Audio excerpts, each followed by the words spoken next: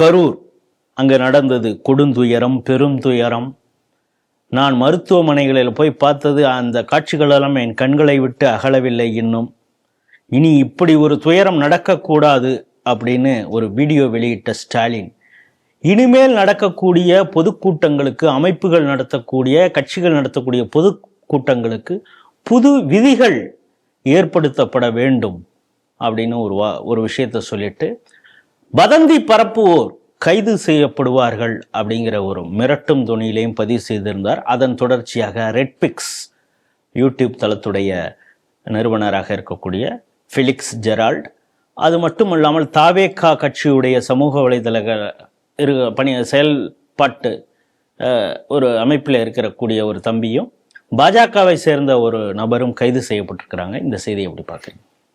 மிரட்டும் துணியிலெல்லாம் முதல்வர் பேசல, தப்பா புரிஞ்சிட்டு இருக்கீங்க.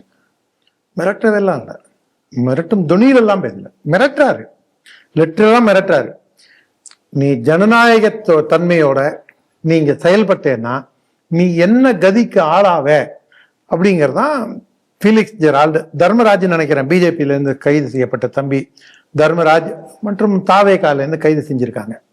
இவங்க தான் எங்களை விமர்சிப்பவர்களுக்கும் பாதுகாப்பு கொடுக்கும் ஆட்சி திராவிட மாடல் ஆட்சி அப்படின்னு இந்த திராவிடியா மாடலை இவங்களே தங்களுக்கு தாங்களே பாராட்டிப்பாங்க, புகழ்ந்துப்பாங்க. ஆனா நிதர்சனத்துல பாத்தீங்கன்னா இவர் இப்ப இதுக்கு புதுசா நாங்க கைட்லைன்ஸ் சட்டத்திட்டங்கள்லாம் வடிவமைக்க போறோம்னு, இருக்கிற சட்டத்தை நீங்க ஒழுங்கா பயன்படுத்தினாலே பிரச்சனை இல்லை.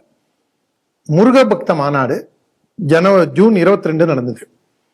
அந்த ஜூன் 22 மாநாட்டுக்கு காவல்துறை அனுமதி உண்டுன்னு சொல்லியிருக்கணும், இல்ல மறுக்கிறேன்னு சொல்லிருக்கணும். இழுத்து அடிச்சதுக்கு அப்புறம் இந்து முன்னணியின் சார்பில் கோர்ட்டுக்கு போய் கோர்ட்ல இருந்து கிளியரன்ஸ் வாங்கிட்டு வரும். ஒவ்வொரு தடவையுமே நாளைக்கு நிகழ்ச்சினா இன்னி வரைக்கும் வாயை திறக்க மாட்டாங்க.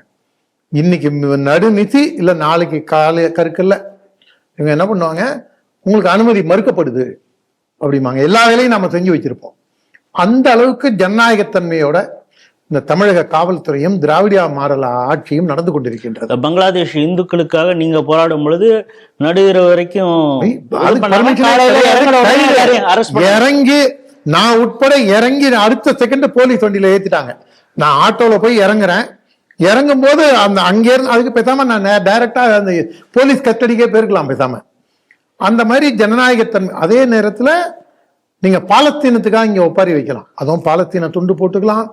காசாவை இவங்க போராளிகள்னு அவங்கள சொல்லலாம். பெரிய பேரணிகள்லாம் நடத்தினாங்களே. இப்போ நான் தான் சொல்றேன், இஸ்ரேல் வண்டியா திட்டலாம்.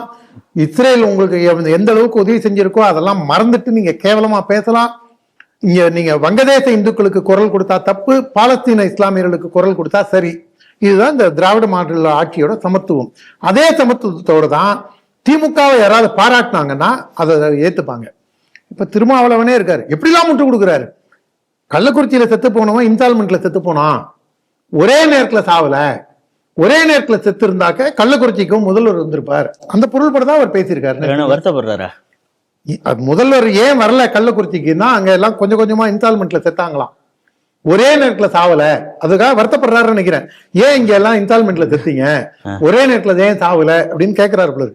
அந்த மாதிரி கேட்கறவங்களுக்கு எல்லாம் இங்க இந்த ஆட்சியில இடம் உண்டு.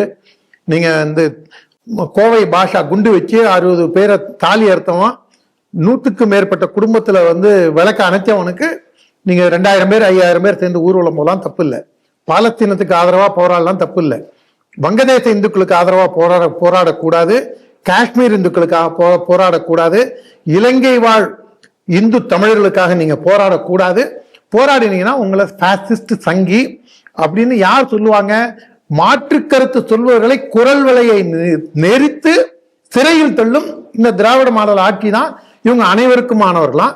அதே நேரத்துல மோடியை வண்டையா இவங்க என்ன வேணா பேசலாம். அந்த கட்சி பேச்சாளர் சிவாஜி கிருஷ்ணமூர்த்தில இருந்து சேலத்துல ஒரு அம்மா இருக்காங்களே, அப்படியே சிவாஜி கிருஷ்ணமூர்த்தி மாதிரியே பேசுறாங்க அந்த அம்மாவும். ஒரு பெண் இவ்வளவு கெட்ட வார்த்தை பேச முடியுமா அப்படின்னு யாராவது அதிர்ச்சி அடைஞ்சாங்கன்னா அந்த அம்மாவோட வீடியோ, சேலம் அந்த அம்மாவோட வீடியோ பார்த்தாங்கன்னா இன்னும் தெளிவு கிடைக்கும் அவங்களுக்கு. அதே மாதிரி மோடியை பத்தி என்ன வேணா யார் வேணா எப்படி வேணா இங்க விமர்சிக்கலாம். முதல்வர் விமர்சிச்சாதான் தப்பு, துணை முதல்வர் விமர்சிச்சாதான் தப்பு. பிரதமரை அவர் ஏன் அந்த பாறை இன்னும் உழுந்து சாவல அப்படின்னு ஒரு பத்திரிகையாளர் கூட கேட்கலாம். அதுவும் கருத்து சுதந்திரத்துல தான் வரும். அந்த லட்சணத்துல இருக்கக்கூடிய திராவிட மாடல் ஆட்சி பொய்யை மூலதனமாக கொண்டு நடக்கக்கூடிய இந்த திராவிட மாடல் ஆட்சி, பொய்யிலே பிறந்து பொய்யிலே வளர்ந்து பொய்யை பரப்பிக் கொண்டிருக்கும் இந்த ஆட்சி அடுத்தவங்களை பார்த்து இந்த மாதிரி சொல்றது அதிர்ச்சியாக இருக்கிறது.